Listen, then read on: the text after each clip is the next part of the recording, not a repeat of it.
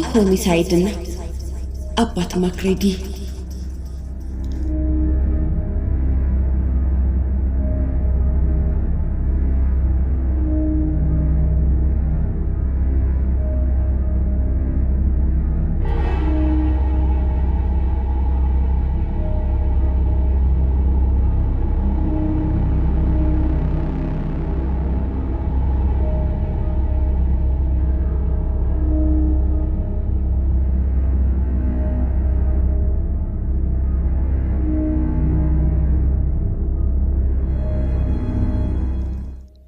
ደቡባዊ ካሊፎርኒያ በተለይም ለወጣት ሴቶች አመቺ ሁኔታ የፈጠረ በመሆኑ አካባቢውን ወጣት ቆነጃጅት ያፈቅሩት ነበር። በውበታቸው ሁሉንም በቁጥጥር ስር የማዋል ኃይል አለን የሚሉትና በቁንጅናቸው የሚመኩትማ አካባቢው ምኞታቸውን ሁሉ የሚያሳካ ሁኔታ ስለፈጠረላቸው ይሰባሰቡበታል። የኒህ መሰልና በቁንጅናቸው የትም አዳሪ ቢጤዎቻቸው ከተለያዩ አካባቢዎች ከቤስከሊን የወተት ከብት እርባታ ጣቢያ፣ ከፔንሲልቫኒያ ኮረብታዎች፣ ከተጨናነቁት የኒውዮርክና የቦስተን ከተማዎች በመኪና በባቡርና በአውሮፕላን ይጎርፉባታል። አብዛኛዎቹ ወጣት ቆነጃጅት ወደዚያው አካባቢ በሽሜ የሚጎርፉት በጥቃቅን ነገር በቀላሉ በመደለል ነበር። አሁንም ቢሆን ደቡባዊ ካሊፎርኒያ ሎስ አንጀለስ ሲሆን ሎስ አንጀለስነቱ ደግሞ ሌላ ልዩ ህይወት ነው። በአካባቢው ሽንጠረጅም አውቶሞቢሎች፣ ውብ የመናፈሻ አካባቢዎች፣ አጭር ቀሚስ ለባሽ ልጃገረዶች እንዲሁም በመዋኛው አካባቢ በሚገኘው ቤቨርሊ ሂልስ ሆቴል ለረጅም ጊዜ እየተዝናኑ የመንጫጫት ሁኔታ ሁሉ ተዳምረው ከተማዋ በአንድ ምሽት የአንድ ሰው ህይወትን በፍስሐ ታበለጽጋለች። እንግዶችና ተዋናዮቹ ባሉት አውቶቡስ በመጓዝ የሚያደርጉት እንቅስቃሴ አካባቢው አንድ ራሱን የቻለ ኢንዱስትሪ እንዲመስል አድርጎታል። በተለይ በ1930 እና በ1940 ላይ በአካባቢው የሆሊውድ ምትሃታዊ ትርኢት ተከስቶ ስለነበር አካባቢው ይበልጡኑ የሚስብና የሚማርክ ሊሆን ችሏል። በአጠቃላይ በዚች ማራኪና ውብ ከተማ ሚዛኑን የሳተ ደስታና ሐዘን እየተፈራረቀ ይታይ ነበር።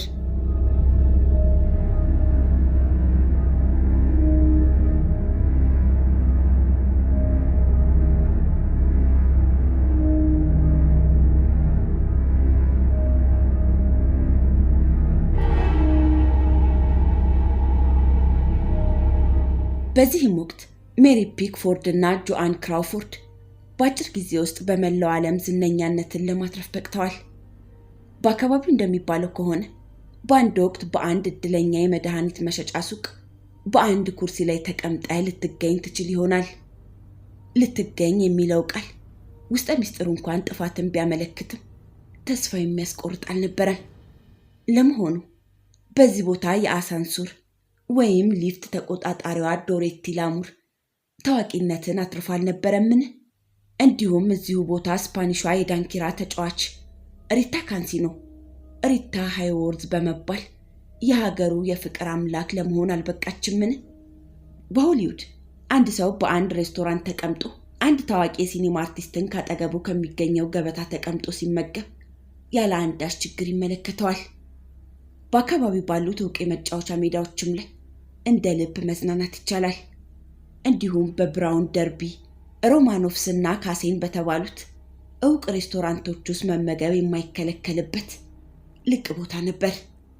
ከተማዋ የአዳዲስ ፊልሞች የመመረቂያ ሌሊቶችን ስለምታሳልፍ ከተማዋን የሚያደምቁ የባውዛ መብራቶች ሰማዩን እረፍት ይነሱታል። በዚች ከተማ አንዱ ከሌላው በልጦ ለመታየት የሚያሳየው ውድድር እጅግ ከፍተኛ በመሆኑ በተብለጨለጫው መካከል ጎልቶ ለመታየት በጣም ከባድ ነው። በሲኒማው መድረክ ከትዕይንት ንግስት በስተጀርባ ለአንድ ደቂቃ ያህል እንኳን ለመታየት በቀላሉ የሚቻል አልነበረም። እንዲህ አይነት ጉድ እነ ኤልሳቤጥ አንሾርት ባደጉበትና በታወቁበት ከተሞች በሚድፎርድና በማሳቹሴትስ ከተሞች እንኳን ፈጽሞ አይታይም። ኤልሳቤጥ ግን በዚህ ጥላ ስር ከወደቁት አንዷ ኮረዳ ነበረች። በጀርባዋ በተነሰነሰ ጸጉር የደመቀች ቆንጆ ወጣት ከመሆኗም በላይ የቆዳዋ ንጣት ወተት ይመስል ስለነበር ለሳሙና ማስታወቂያ እንደሚወጡት ኮረዶች ያማረ ነበር። የምታስገርመው ነገር ቢኖር አብዛኛውን ጊዜ የምታዘወትረው ጥቁር ልብስ በመልበስ ነበር። ይህም ምናልባት ንጣቷን አጉልቶ እንዲያሳይላት ሆን ብላ የምታደርገው ይሆናል። ኤልሳቤጥ ወንዶችንና ግልጥ የኮረዳ መኪና ከልብ ታፈቅራለች። ኤልሳቤጥ በልጅነቷ ማለትም በምስራቅ ሜድፎርድ በሁለተኛ መደበኛ ትምህርት ቤት በነበረችበት ወቅት አይናፋርና ብቸኛ ነበረች። በታዳጊ ወጣትነት ዘመኑ እንደ ሌሎች ወጣቶች የኢንዱስትሪ ወላፈን በገረፋት በደቡባዊ ካሊፎርኒያ ማለትም ኒው ኢንግላንድ ውስጥ ኤልሳቤጥ በድንገት እንደ ዕንቁ ደመቀች። በ1943 ከሎስ አንጀለስ 100 ማይል ርቆ በሳንታ ባርባራ አጠገብ በሚገኝ በካምፕ ኩክ አንድ የወታደራዊ ካምፕ በፖስታ አመላላሽነት ትሰራ ነበር። ሰዎች ኤልሳቤጥን በዚህ ካምፕ የሚያስታውሷት በአይናፋርነቷና በቁንጅናዋ እንዲሁም በደም ገንቦነቷ ማለትም ደሟ በጉንጮቿ ላይ ቶሎ ቶሎ በሚንጣለልበት ሁኔታ ነበር። ምናልባት ይህ የኤልሳቤጥ የላይኛዋ ገጽታ ብቻ ነበር። የውስጥ ባህሪዋ ግን በሌላ ሁኔታ በመበከሉ በዚያ ካምፕ ከ1 ዓመት ቆይቷ በኋላ ያለ ዕድሜዋ ከወታደሮች ጋር ስትጠጣ በመገኘቷ በአንድ የወጣት ጥፋተኞች መቆጣጠሪያ ተቋም በመርከብ አሳፍረው ወደ ማሳቹሴትስ ላኳት።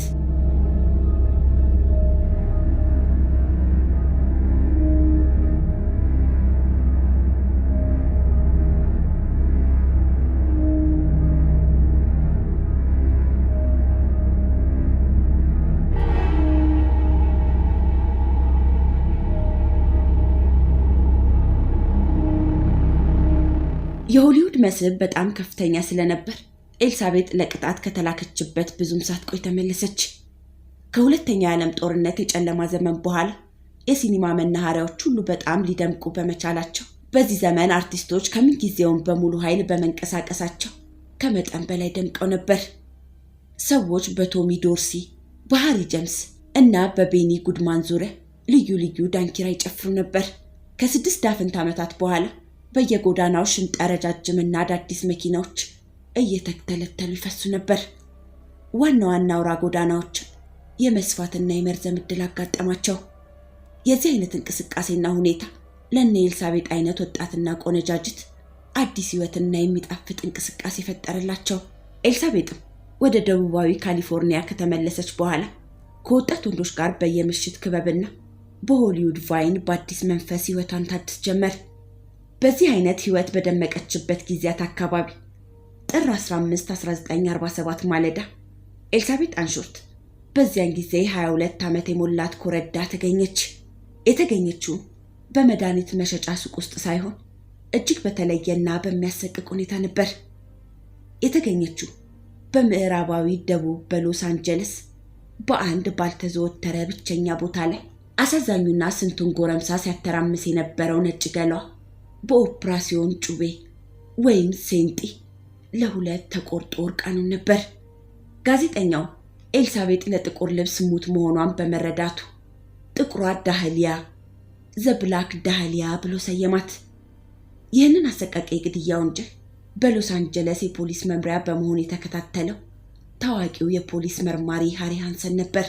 ሃሪ ሃንሰን ተስማሚ የሆነ የቅጽል ስም የነበረው ሲሆን ይህም ሚስተር ሆሚሳይድ ነበር። ሃሪ ሃንሰን ለ20 ዓመታት በሎስ አንጀለስ የፖሊስ ምርመራ መምሪያ በመስራት ቁጥር ስፍር የሌላቸው ወንጀሎችን የመረመረ ሲሆን በደቡባዊ ካሊፎርኒያ የረቀቁና ታዋቂ ወንጀሎችን በመመርመር ባስገኘው ውጤት በዜና አውታሮች ታዋቂነትን አትርፏል። የሆነ ሆኖ የጥቁሯ ዳህሊያ የግድያ ሚስጥር ታዋቂውን መርማሪ ክፉኛ ስለተፈታተነው ይበሳጭና ራስ ምታትም ሆኖበት ነበር። በምርመራ ስራ ከሚመረመሩት ወንጀሎች መካከል አንዱ ጉዳይ መርማሪውን ክፉኛ ተፈታትኖ ጉዳዩን ለፍርድ ለማቅረብ አስቸጋሪ ሊሆንበት ይችላል። ሆኖም መርማሪው መፍትሄ ካስገኘላቸው ጉዳዮች ይልቅ የሚመስል አስቸጋሪ ምርመራዎች መርማሪውን እንቅልፍ አሳጥተው የሙያውን ግዴታ እንዲወጣ ይረዱታል። መርማሪውም ቢሆን መፍትሄ አልባ እንዳልሆኑ አድርጎ በመቁጠር ወደፊት መፍትሄ የሚያገኙ በሚል ይመድባቸዋል። በህብረተሰቡን በኩል ያለው ሁኔታም ሲታይ ወደፊት መፍትሄ ያገኛሉ በሚባሉ ጉዳዮች ላይ ጉጉት ያሳድራል። ይህ ጉዳይ ግን ለመርማሪው ሃንሰን ያልተቋረጠ የራስ ምታትና ጥረት ሲሆን ለአሜሪካን ሕዝብ ግን ከልቦናው የማይፋቅ አሰቃቂ ምስጢር ሆኖ ተቀብሮ ቀርቷል።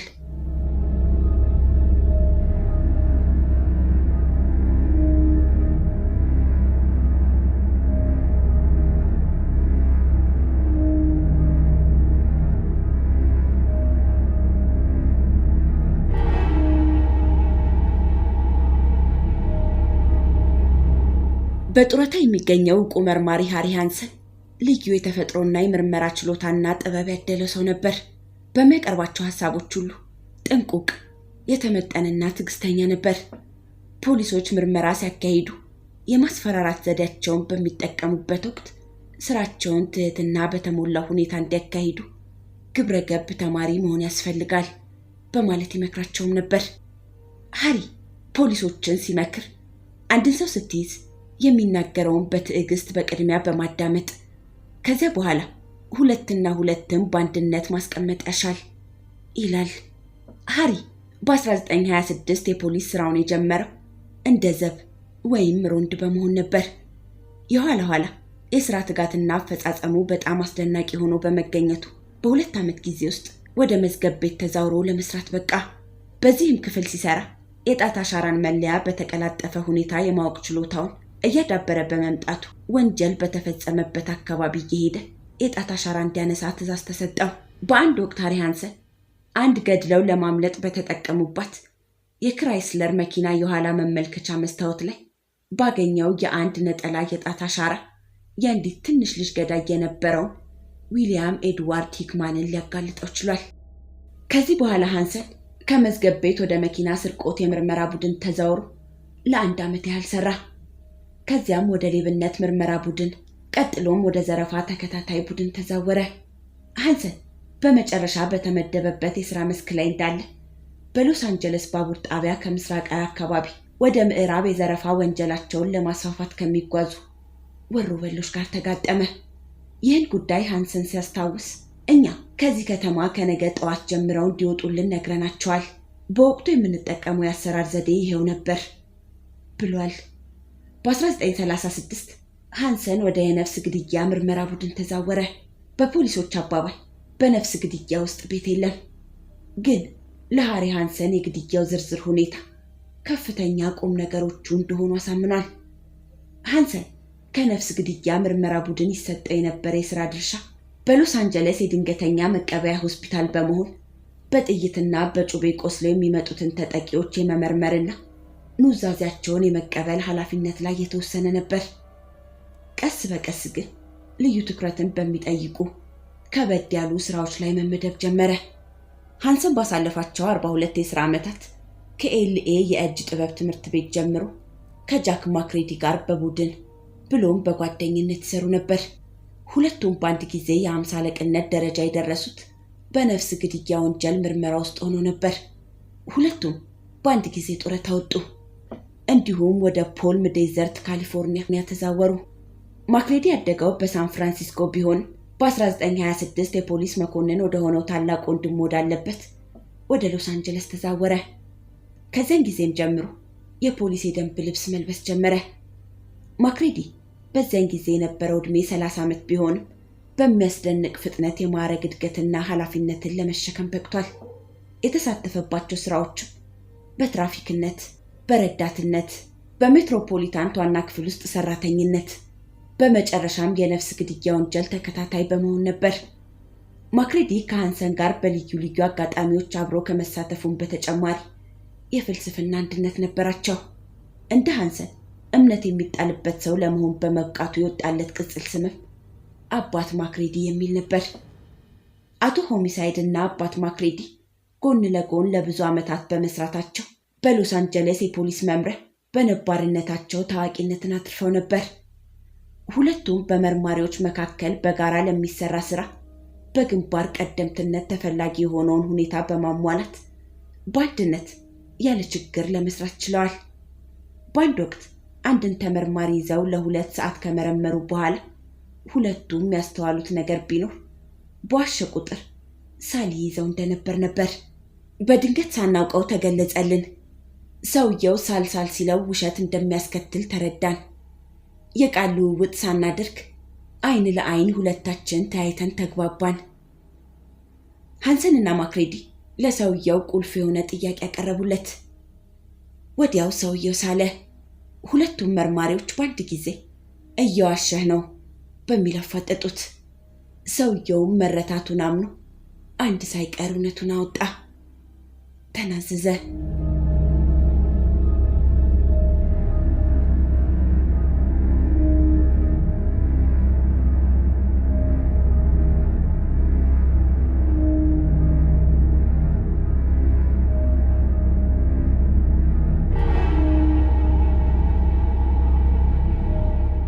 ለብቻ ወይም በአንድ ቡድን በመታቀፍ በነፍስ ግድያ ምርመራ ክትትል ስራ ራሱን የቻለ መርማሪ ሆኖ ለመስራት የብዙ ዓመታት የሥራ ልምድ ይጠይቃል። ሃንሰን ይህ በህብረተሰቡ በኩል ክብደት አልተሰጠውም የሚል እምነት ነበረው። በሃንሰን አባባል አንድ ሰው በፖሊስ ጣቢያ እንዲሰራ ዛሬ ተመድቦ በማግስቱ በነፍስ ግድያ ወንጀል ምርመራ ታዋቂ ሊሆን ይችላል ማለት አይደለም። ይህን አባባል ሃንሰን በተብራራ ሁኔታ ሲተነትነው ስለ ጉዳዩ መሰረት እንዲኖረው ያስፈልጋል። በተለያዩ ጊዜያት በተለያዩ የወንጀል አይነቶች ማለትም በዝርፊያ፣ በቅሚያ ወዘተ ስራ ላይ በመመደብ ትምህርቱንና ልምዱን መቅሰምና ማዳበር ያሻል። ከዚህ በኋላ ያሉትን መረጃዎች በማሰባሰብ ለዚህም ማውጫ በመስራትና በማህደር በማስቀመጥ የግድያ ምርመራ ሲያጋጥም የቀድሞውን የአሰራር ሁኔታ ልምድ አውጥቶ መጠቀም ነው። ሌቦቹም በቀላሉ በደንብ ማወቅ ያሻል። በተለይ በዚህ መሰል ሁኔታ የሚገኙትን ሰዎች በቅርብ ማወቅና መቅረብ አንድ ወንጀል ሲፈጸም መረጃም በፍጥነት ለማሰባሰብ ይጠቅማል። ምናልባት አንድ ወንጀለኛ ወንጀል ፈጽሞ ቢሰወር በአብዛኛው ሊቀላቀል የሚችለው እኒህ መሰል ሰዎች መካከል በመሆኑ በአካባቢው በአንድ ቴሌፎን ጥሪ ወንጀለኛውን ለማግኘት ይቻላል ብሏል። በመሰረቱ ካልታሰቡ ግለሰቦች እንዲህ አይነቱን ጠቃሚ መረጃ የሚያቀርቡ ተባባሪዎችን ለማግኘት መቻል ቀላል አይደለም። አንድ መርማሪ ከማይረቡ ሰዎች ጋር ዋይነው በመባል ስሙ ሊጠፋ ይችላል። ሃንሰንና ባልደረባው ግን በዚህ አስተያየት ላይ የተለየ አቋም አላቸው። ማክሬዲ በአንድ ወቅት ከአንድ በጤና የተሰናከለ ሰው ጋር ግንኙነት ነበረው። ያው የጤና ስንኩል የሆነ ሰው ከባለቤቱና ከልጆቹ ጋር የነበረው ግንኙነት ጤናማ ስላልነበረ ለብዙ ጊዜ ስለ ባለቤቱ ለመርማሪዎች ያማክር ነበር። አንድ ቀን ወደ ፖሊስ ምርመራ ይደውላል። እንደ አጋጣሚም ስልኩን ያነሳው ሃንሰን ነበር። እሱም ሲተርክ ይህ ሲሆን እኔ በፖሊስ መምሪያ በሚገኘው ቁርስ ቤት ቡና ጠጣ ነበር። ወዲያው ተጠርቼ ቀረብኩ። በስልክም ጃክ ችግር ላይ ወድቄያለሁ። አሁን በአንድ የግድያ ወንጀል ተፈልጌ እንድያዝ ስሜ በሬዲዮ ሲተላለፍ ሰማሁ። ሊይዙኝ እየፈለጉኝ ነው። እንደታጠቅኩና አደገኛ እንደሆንኩ አድርገው አስነግረውብኛል። እርግጥ ማክሬዲ በዛች ወቅት ተፈላጊ የሚለውን ማስታወቂያ አላየውም ነበር። ሆኖም ወዲያው ጉዳዩን አጣራ። ማስታወቂያው የወጣው በካውንቲው ሸሪፍ ቢሮ በኩል ነበር። ማክሬዲ ጉዳዩን ሲገልጽ እርግጥ ይህን ሰውዬ የሚፈልጉት ባለቤቱን ገደለ ብለው ነው። ተፈላጊው ሰውዬ ለእኔ የደወለልኝ መሆኑን ስገልጽላቸው ከነጠበንጃው ወንጀለኛውን እንደሚፈልጉት ነገሩኝ። እኔም ወንጀለኛው ከ20 ደቂቃ በኋላ ስለሚደውልልኝ የጉዳዩን ሁኔታ ሳውቃቸዋለሁ አልኳቸው። ተፈላጊው በገባው ቃል መሰረት ደወለልኝ። ነግሮኝ የነበረው ጉዳይ እሱ እንዳለው መሆኑን እንዳረጋገጥኩለት ትንሽ ካሰበ በኋላ በሁኔታው የሚገድሉት እንደመሰለውና በጣም እንደፈራ ሳይደብቅም ገለጸልኝ። እኔም ያለበትን አካባቢ እንዲነግረኝ ካደረግኩ በኋላ ካለበት ሆቴል ድረስ በመሄድ እጁን ለፖሊስ እንዲሰጥ አደረግኩት በማለት ማክሬዲ ካልባሌ ሰዎች ጋር መገናኘት ምን ያህል እንደሚጠቅም ከልምድ በመነሳት አስረድቷል። በሌላ በኩል ግን የተፈላጊው ጉዳይ ፍርድ ቤት ቀርቦ ታየለት። በዚህ ጉዳይ ቃሉን እንዲሰጥ ተደረገ። ማክሬዲም ቃሉን ሲሰጥ በደፈናው ሴትዮዋን አንድ ሰው ገድሏታል ከማለት በስተቀር ተፈላጊው ሰውዬ ገድሏል የሚል ቃል አልወጣውም። ተፈላጊውም 3 ጊዜ ችሎት ከቀረበ በኋላ ከወንጀሉ ነፃ ሆኖ ተለቀቀ።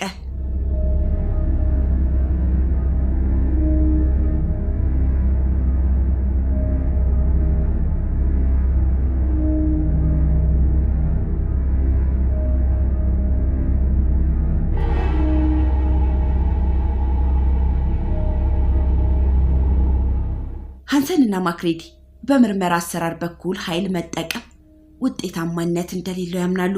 በበኩላቸው በዚህ በኩል ውሱን በሆነ መልኩ እንኳን ኃይል እንደማያስፈልግ በመግለጽ በአሰራራችን ሰዎችን በማሰቃየትና በመግረፍ የማውጣጣት ባህል የለንም።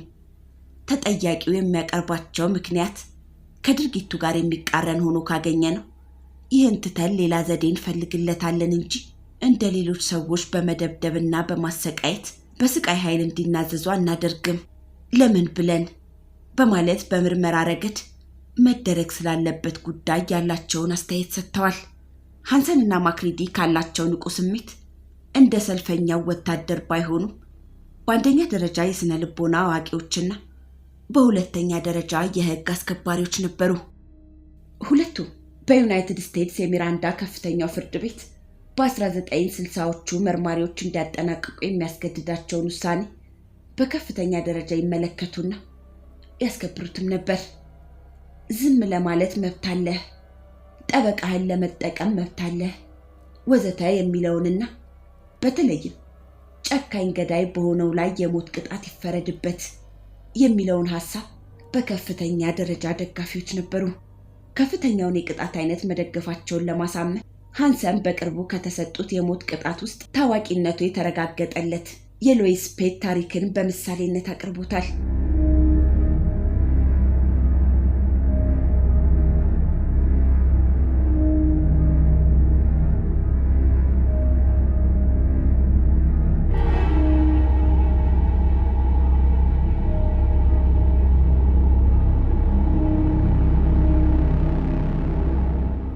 ታሪኩ እንደሚያወሳው ሎይስ ፔት የሉዚያና ልጃገረድ ነበረች። ክፍለ ዘመኑ ከመለወጡ በፊት የተወለደችና ወንዶችን የመሳብ ልዩ ችሎታ ያላት ስትሆን በግብረ ገብነት ግን ጋጠ ወጥ ነበረች። የነበራት ቁንጅና ውስጠ ቀዝቃዛና ተንኮለኛ ጸባያን ሸፍኖላታል። የነበረችበትን ሉዚያናን በመልቀቅ በይበልጥ ወደ ደመቀውና ወዳሸበረቀው ወደ ሰሜኑ ቦስተን ከተማ እንደ አንድ የቤተሰብ ንብረት ወራሽ በመምሰል ተጓዘች። እዛም ወይዘሮ አርኤች ቦስሊ ለመባል በቃች። እየቆየችም ወረቱ እያለቀባት መሄዱን ስትረዳ ወዲያው ቦስተንን ትታ ወደ ዳላስ ተጓዘች። ቴክሳስ እንደገባችም ከአንድ የሆቴል ጸሐፊ ጋር ጥብቅ ግንኙነት ፈጠረች። ስሙ ሃሪ ፋውሮት ይባል ነበር። ሎይስ ግን ይህን ሰው እየጠላችው በመሄዷ እርሱም ራሱን በራሱ ሊገድል ቻለ። ከዚህ በኋላ ሎይስ በዴንቨር ብቅ በማለት የአንዱን ሰው ልብ ማረከች። ተማራኪውም ሪቻርድ ሲፔት የሚባል ሰላማዊ ደላላ ነበር። የቦስሊ ባልነትን ወዲያው በህጋዊ መንገድ በመተው ሎይስ ወይዘሮ ፔት ሆነች። ይህም ጋብቻ አልቆየም። በሎይስ ላይ የመሰልቸት በሽታ ስለመጣባት ሁለተኛ ባሏን ጥላ ኮበለለች። ልክ ወጣቷ ኤልሳቤት ሾርት ዘብላክ ዳሊ ከዓመታት በፊት እንዳደረገችው ሎይስ ወደ ሎስ አንጀለስ ተጓዘች። ከዚያም በጆሴፍ ሲዴንቶን ቤት በቤት ሰራተኝነት ተቀመጠች። አዲሱ ሰው በቅርቡ ባለቤቱና ልጁ የሞቱበት የአሪዞና ሀብታም የመድን ባለቤት ነበር። ቤተሰቦቹ ከመሞታቸው በፊት ቤት ገዝቶ ሲዘጋጅ አደጋ ደረሰባቸው። በዚህም ሎይስ ፔት ቤቱን ወለድ አገድ በመውሰድ ዴንቶንን የራሱ ቤት ተከራይ ያደረገችው። በዚህ ሁኔታ ኑሮውን መምራት የጀመረው በግንቦት ወር 1920 ሲሆን የቆየውም ለአንድ ወር ብቻ ነበር። ወዲያው ዴንቶን ባልታወቀ ሁኔታ ተሰወረ። የሰውየው ፍለጋ በመካሄድ ላይ እንዳለ ወይዘሮ ፔት ሐሳቧን በመለወጥ ቤቱን ለቃ ወደ ዴንቨር የሪቻርድ ፔት ታማኝ ባለቤት በመምሰል ከ4 ዓመት ሴት ልጇና ባለቤቷ ጋር ተቀላቀለች። በዚህ ዓመት በመስከረም ወር ጆሴፍ ዴንቶን ከተቀበረበት የቤቱ ምድር ቤት ስር ተቆፍሮ ይወጣል። በግንባሩ አንድ ጥይት ያለፈበትን ምልክት ይገኛል። ፖሊስም ወይዘሮ ፔትን ተከታትሎ በመያዝ ወደ ሎስ አንጀለስ መለሳት። ለፍርድም ቀረበች። ይህ ሁኔታ በዛን ወቅት በጣም የሚያንገበግብ የዘመኑ ዜና ሆኖ ነበር።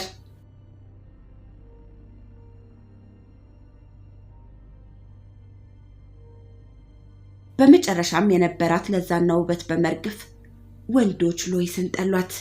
ለገንዘብ ብላ ግድያ በማካሄዷም ወነጀሏት። በካሊፎርኒያ እስከዚያን ጊዜ ድረስ ሴት በነፍስ ግድያ ተወንጅላ አታውቅም ነበር። ሎይስ ግን ወደ ሳን ኩንቲን እስር ቤት የእስረኝነት ቁጥር 35672 ተሰጥቷት ለዕድሜ ይፍታ ቅጣት ወረደች።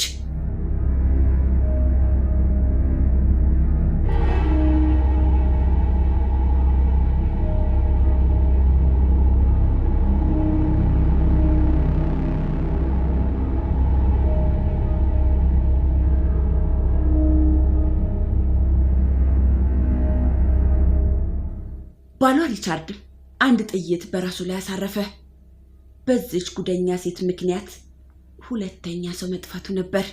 በፍርድ ወቅት የወይዘሮ ፔት ትንሽ ልጅ ስትስተናገድ የነበረችው ወይዘሮ ማርጋሬት ሎጋን በተባሉ በጣም ትሁትና ደግ ሴትዮ ነበር። እሳቸውም ይህችን የመሰለች የደቡብ ቆንጆ እንዲህ አይነት ድርጊት ትፈጽማለች ብለው አላመኑም ነበር። በ1943 በጥቅምት ወር ወይዘሮ ፔት ለ23 ዓመታት ልጇን ካንከባከቧት ወይዘሮ ሎጋን ጋር በጓደኝነትና በስራ አጋዥነት ተዛመዱ። ሎይስ ልጇ ጋር የ4 ልጆች እናት ሆና በካናዳ ትኖር ነበር። ወይዘሮ ሎጋን በጣም በርካታ ሀብት የነበራቸውና ትልቅ ቤት ያላቸው ሴት ነበሩ። ከጥቂት የእስር ዓመታት በኋላ በአቤቱታ ከእስር እንደወጣች አሁንም ሎይስ ሌላ ፍቅረኛ ያጋጥማታል። ፍቅረኛዋ ሊቦርደን ጁድሶን የሚባል የ67 ዓመት አዛውንትና በጋዜጣ ሪፖርተርነት ሲሰራ የነበረ ሲሆን ከሱ ጋር በግንቦት 1944 ተጋቡ።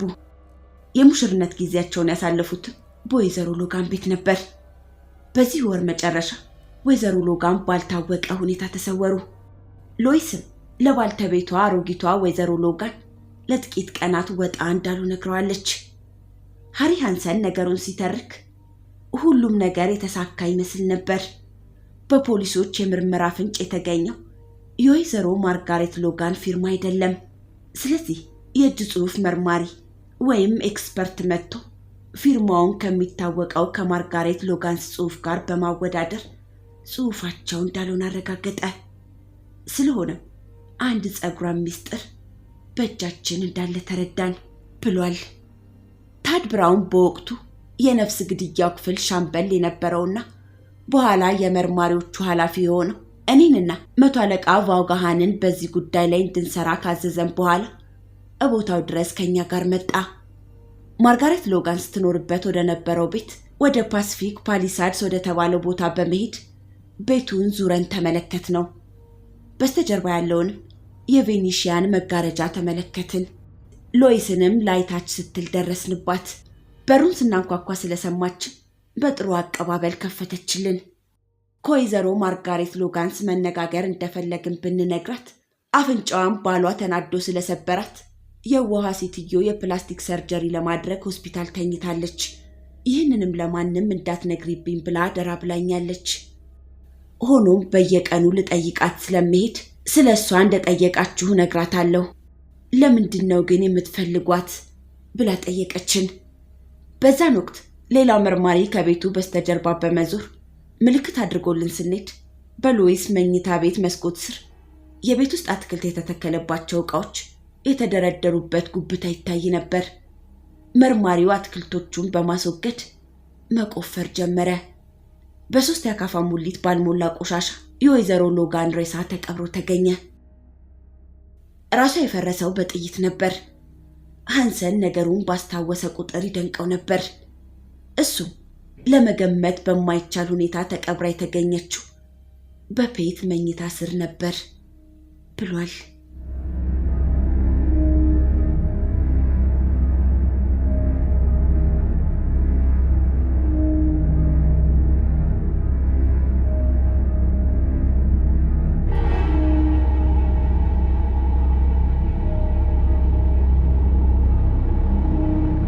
የመርማሪዎቹ ስራ የተጀመረው በዚያን ወቅት ነበር። ቤቱ ጠቅላላውን ተፈትሾ ሽጉጥም ተገኘ። አንድ ቀማሚ አስመጥተው የቤቱ ግድግዳ ሳይቀር በልዩ መሳሪያ ተመረመረ። በቴሌፎኑ ማስቀመጫና ትንሽ ከፍ ብሎ ባለው ግድግዳ ውስጥ ጥይት ተቀብሮ ተገኘ። ይህም በቤቱ ውስጥ ከተገኘው የሎይስ ሽጉጥ እንደተተኮሰ ተረጋገጠ። በበለጠ ነገሩ ሲረጋገጥ ሎይስ የምንጣፍ ሰራተኛ ጠርታ በደም የተበላሸውን የወለል ንጣፍ እንዲያጸዱላት የግድግዳ ምርጊት ለጣፊዎችም ተጠርተው መጥተው እንደሰሩ ተረጋገጠ። በሃንሰን አባባል ባሏን ከዚህ ወንጀል ጋር የሚያገናኘው ምንም ነገር ስላላገኘንበት ሎይስን ብቻ በግድያው ተጠያቂ እንድትሆን ለማድረግ የክስ ዶሴ ከፈትንባት ብሏል። በዚህ ጊዜ የነበራት እድል በመበላሸቱ በጥር 11 1974 በ4 ሰዓት ከ13 ደቂቃ ሎይስ ፔት ጃክሶን በቀዝቃዛ ስሜት የሰው ነፍስ እንዳጠፋች ሁሉ በሳን ኩንቲን በአንድ የጋዝ ክፍል ውስጥ ገብታ ተቃጠለች።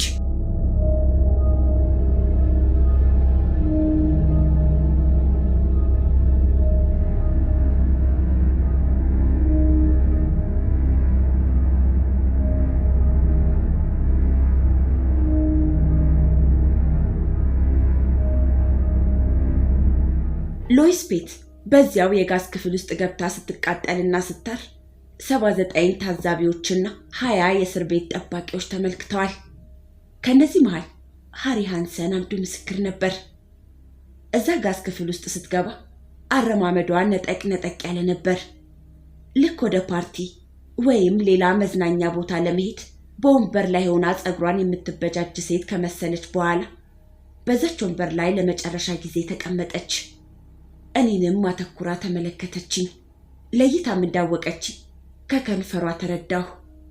አንገቷን ዝቅ በማድረግ ለሁሉም ነገር አመሰግናለሁ አለችኝ በማለት ሃንሰን ያችን ዕለት በማስታወስ ተርኳል።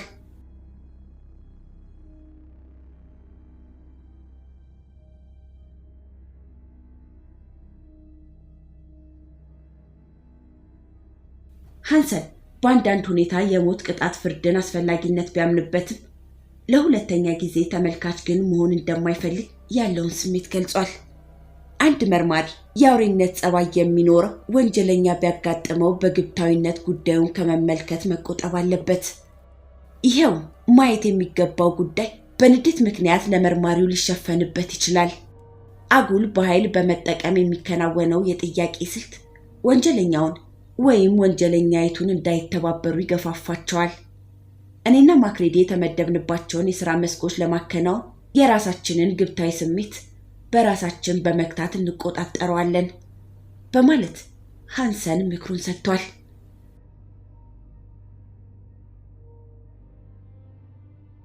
በተጨማሪ የሞቱ ሰዎችን አካላት ማየት እንገደዳለን። በተለይም የተቆራረጡ፣ መልካቸው የጠፋ ወዘተ የሚያሰቅቁ አይነቶች በብዛት ያጋጥሙናል። ስለሆነም በሙያ አንጻር ከመመልከት አልፈን እዩት ምን እንዳደረጋት፣ ጉበቷን ቆርጦ በቆሻሻ መጣያ ጣለው ወዘተ በማለት በማጋነን አናወጋውም። በጣም በቀዘቀዘና በተረጋጋ መንፈስ የራሳችንን አመለካከት በመውሰድ አስፈላጊውን እናደርጋለን። ወደኛ የምርመራ መመሪያ በምርመራ ስራ የታወቁ ከአንድ ሁለት በላይ የሆኑ መርማሪዎች ተዛውረውልን ሲሰሩ ነበር። ሆኖም የመጀመሪያ ሬሳ እንደተመለከቱ ሻምበል ይህንን ትዕይንት ማየት አልተዋጠልንም፣ በመሆኑም አዛውረን በማለት ጥያቄ አቀርበዋል ብለውኛል በማለት ተርኳል።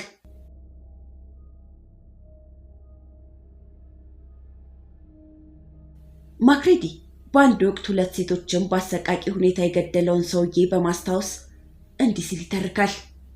አንድ ልማደኛና የሌብነት ባህሪ የተዋሃደው ሰው ነበር።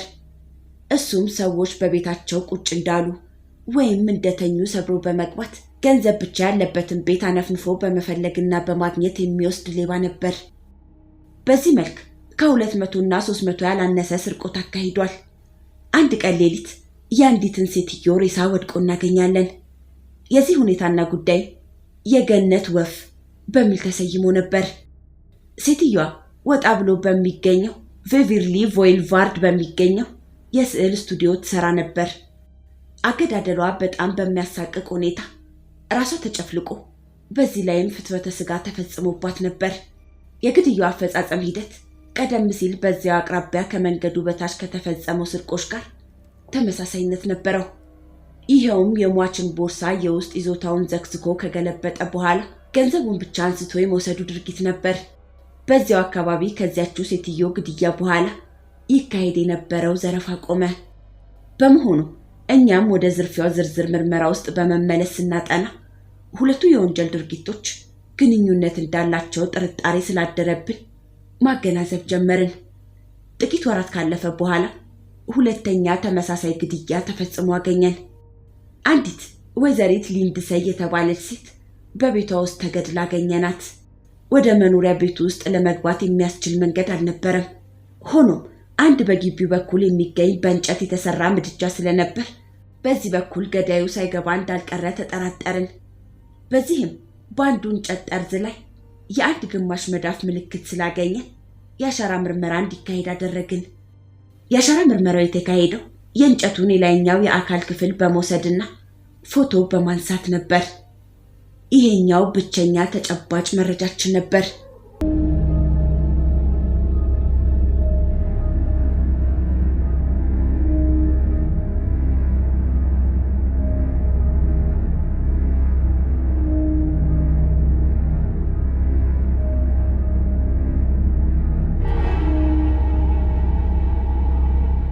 ሟች ወይዘሪት ሊንድሳይ ክፉኛ ተደብድባ ከአንዱ ሶፋ ወደ ሌላ በመዘዋወር ተንገላታና ፍትወተ ስጋ ተፈጽሞባት ነበር። ማክሬዲ የዚህ ወንጀል አፈጻጸም ልክ እንደ የገነት ወፏ ጉዳይ አይነት አፈጻጸም እንደሆነ ማስተዋሉን ሲገልጽ እንደገመት ነው ዘራፊው ሰውዬ ስራውን ጀመረ። ስለዚህ በምዕራብ ሐይቅ አካባቢ አንድ መኪና ከሁለት ወታደሮች ጋር በመመደብ እንዲከታተሉ አደረግን። እነሱም ሰውየው ወደ አንድ አፓርታማ ሄዱ የፖስታ ሳጥኑን ሲመለከት ያዩታል። ለካስ ለሱ ኢላማ የሆኑትን ያላገቡ የሴቶች ስም ዝርዝር መፈለጉ ኖሯል። ሌላ ያስተዋልኩት ነገር ቢኖር በባዶ እግሩ መዘዋወሩን ነበር። ከመኪናው ለመውጣት ሲፈልጉ ድምፅ በመስማቱ ገልመጥ ብሎ ከተመለከታቸው በኋላ ሩጫውን በመጀመሩ እየተከታተሉ አሳደዱት። ነገር ግን በአንድ ባዶ ቦታ ማቋረጥ እንደጀመረ አንድ ምስማር ረገጠ። ከተከታታዮቹ አንዱ መኮንን ተኩሶ ተጠርጣሪውን ክንዱ ላይ አቆሰለው። ሆኖም ከሩጫ የገታው እግሩ ውስጥ የገባው ምስማር ነበር። ማክሬዲ ሰውየውን ሲመረምረው የእጅ አሻራ እንኳን አልተውም ነበር። በወቅቱ ጓንት አጥልቆ ስለነበር ሌባውም ስለ አሻራው ጥያቄ ይቀርብብኛል ብሎ በፍጹም ጥርጣሬ አልያዘውም። ማክሬዲ ይህን ጉዳይ ሲገልጽ ወደ የፎቶ ላብራቶሪ ወሰድኩት፣ ከነጓንቱ ፎቶግራፍ አነሳሁት። በሌላ በኩል ስለ አሻራው ፈጽሜ አላሳወቅኩትም ነበር። ነገር ግን ጉዳዩን እንዳወቀ ጓንቶቹን ገልብጦ ከማሰሪያው ሰንሰለት በታች አደረጋቸው። የሁለቱንም ግድያዎች በማስመልከት በዝርዝር አናገርኩት። አካባቢውንም ገለጽኩለት። በዚህ አካባቢ መሄዱን ጠየቅኩት። በጣም በተዳከመ ድምፅ በዚህ አካባቢ ሄጄ አላውቅም ብሎ መለሰ። ቀደም ብሎ በመረመረው መርማሪ ከማላገጥ በስተቀር አዎን ባለፈው ሌሊት እዛ ስሰርቅ ነበር፣ ግድያውንም አካሂጃለሁ ብሎ ለመናዘዝ አልፈለገም ብሏል።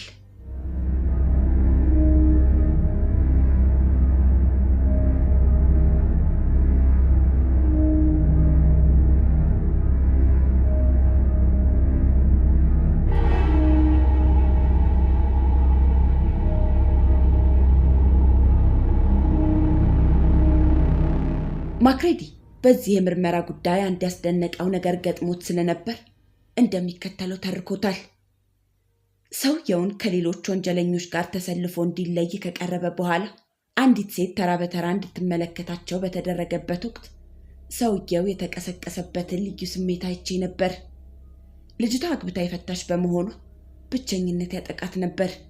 በጎረቤቷ ባለው ቤተክርስቲያን ውስጥ አዘውትራ የምትውል ብሎም ጥሩ ጸባይ የነበራት ሴት ነበረች። አንድ ሌሊት ይሄ ሰውዬ ቤቷን ሰብሮ ገንዘብ ለመስረቅ ገባ።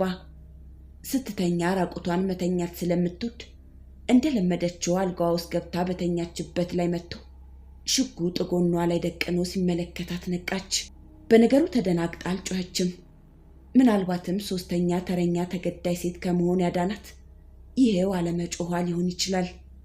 በተጨማሪም በለዘባ አንደበት አነጋገረችው። እንዳያጉላላትም ተማጸነችው።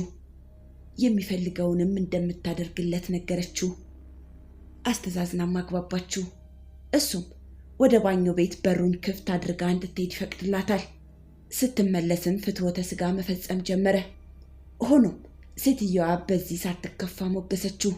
ይህን ሁሉ ያደረገችው በሁኔታው በተለይ በቁንጅናው በመገረሟና በመደነቋ ነበር። ነገር ግን ለመሄድ ሲነሳ ቦርሳዋን ብድግ በማድረግ ውስጡ ያለውን አልጋው ላይ ከዘረገፈ በኋላ እንደለመደው ገንዘቧን ብቻ ለይቶ ወሰደ። ከዚህ ሁሉ በኋላ እንዲህ መሆኑ በጣም ከነከናት፣ አሳዘናትም። ቆርጣም ለፖሊስ ሪፖርት አደረገች። በመጨረሻም ይቺው ሴት ከተሰለፉት ወንጀለኞች መሃል ለይታ አወቀችው ብሏል። ማክሬዲ ለዚሁ ሰው ጥያቄ አቅርቦለት በሚመልስበት ወቅት አንዳንድ መልሶቹ ልብ ውስጥ ገብተው ከነከኑት። ይሄውም ሌባው በመጀመሪያ ደረጃ ያቀረበው ጥያቄ በሌብነት እንዲመዘግቡት ሲሆን በማከታተል እዛ ህዝብ መሃል ያለችው ሴት አወቀችኝ እንዴ በማለት የጠየቀው ነበር። በአዎንታ ሲመለስለትም ታዲያ በፍርድ ቤት ምስክርነቷን ታረጋግጥብኝ ይሆን በማለት መስጋቱን ሳይደብቅ ጠየቀ። ማክሬዲ ሌባው በሴትየዋ እንደተለከፈና እንደወደቀላት በቀላሉ ተረዳ። ከዚያ ድርጊት በኋላ ሴትዮዋም በሌላ ቀን ለመገናኘትና ለመቅጠር ሐሳብ እንደነበረውም ደረሰበት። ሰውየው መርማሪው የሚመረምረውን ይከታተል ስለነበር ተረበሸ። የተከሰሰውም በነፍስ ግድያና ያላግባብ ሕገወጥ ፍትወተ ሥጋ በመፈጸሙ እንደሆነ አልተረዳውም ነበር። ሰውየው በማክሬዲ እምነት ስላጣበት በምትኩ ስለ ሌብነቱ ጉዳይ ለሌላ መርማሪ ቃሉን እንዲሰጥ ተደረገ። የዚህን መልስና ጥያቄ ምልልስ ማክሬዲ ከሌላ ክፍል በመሆን በማይክራፎን አማካኝነት የተባለውን ሁሉ አዳመጠ። ሰውየውም በመጨረሻ ላይ ስለ ሁለቱ ግድያዎች ያደረጋቸውን በሙሉ እያለቀሰ ተናዘዘ። ማክሬዲ ነገሩን በማስታወስ ሲያለቅስ ነበር። ያለው ሁሉ በቴፕ ተቀርጿል ብሏል።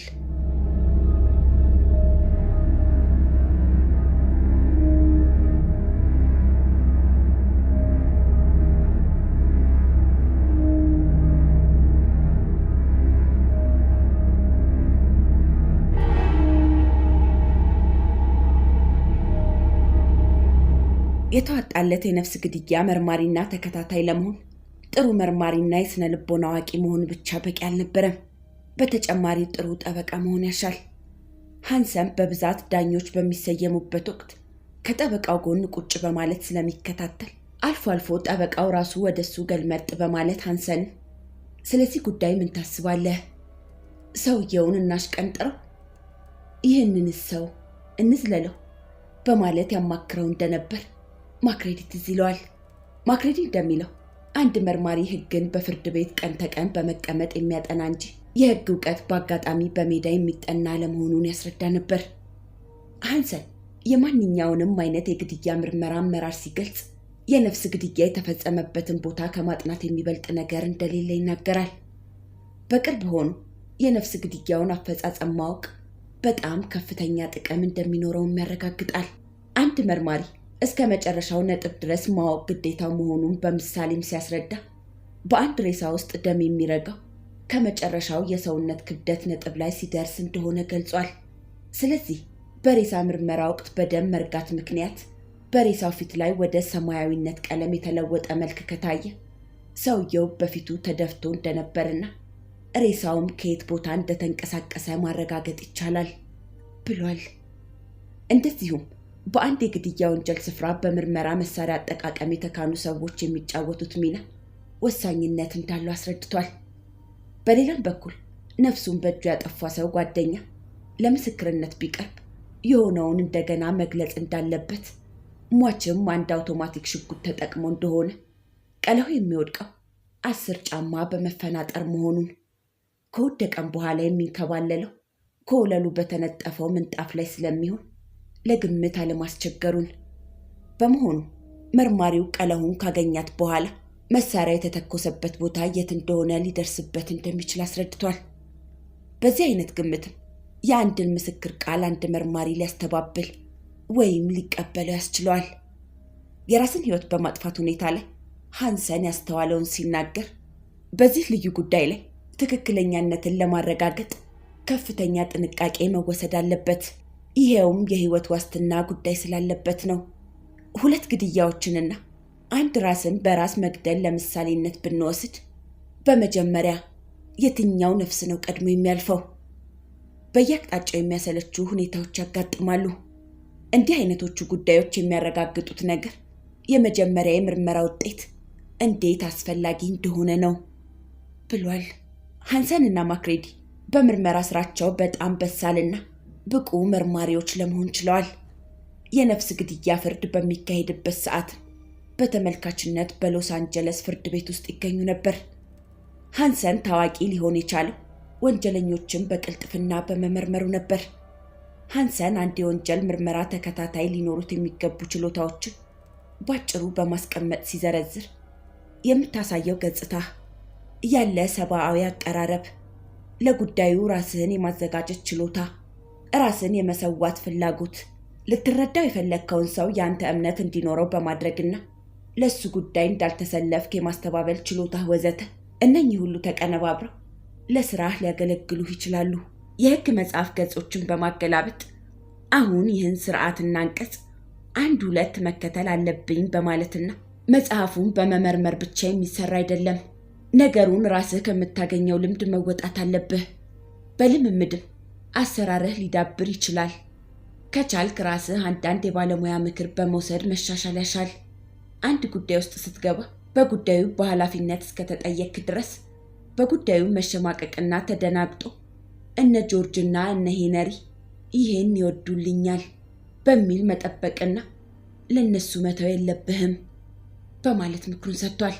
መርማሪ ሃሪ ሃንሰን በመጨረሻ ያለውን ልምድ ሁሉ አሟጦ በመጠቀም የኤልሳቤጥ አንሾርት ዘብላክ ዳሃሊያን ገዳይ ማደን ፈለገ።